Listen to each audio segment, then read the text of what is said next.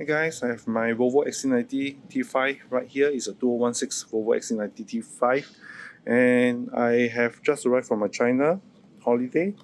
The TPMS that I ordered arrived just before I reached my hotel.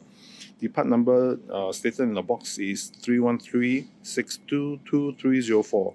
The correct part number should be 62304, single digit 2 in the middle here. When I open it up and look at the sensor, the part number actually reads correctly, 313-62304. The number on top is the identification number for every individual TPMS. They are all in different numbers. So in my previous video, I've mentioned that my Steelmate TPMS reader over here doesn't hold up the charge well, and so therefore I bought the OEM version over here. It looks like an OEM version because one thing is the cover label actually reads wrongly.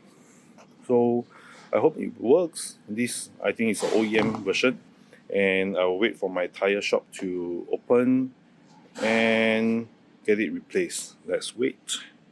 1 hour later.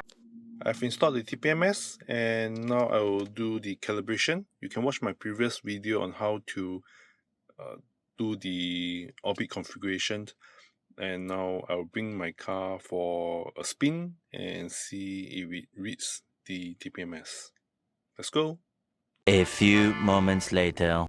Alright, so the pressure is reading in my system, so you don't need to buy a expensive Volvo original TPMS. As long as you buy a OEM version, I think it will work perfectly well. It will save you a lot of cost as well. So over here I have no issue. I have to drive for maybe about half an hour or so before it reads in the sensor system, and it is now working perfectly well. And I'm trying to see if I can change it to PSI instead. If anybody know if it's possible, do drop a comment below. And I hope this video helped. That's all for now.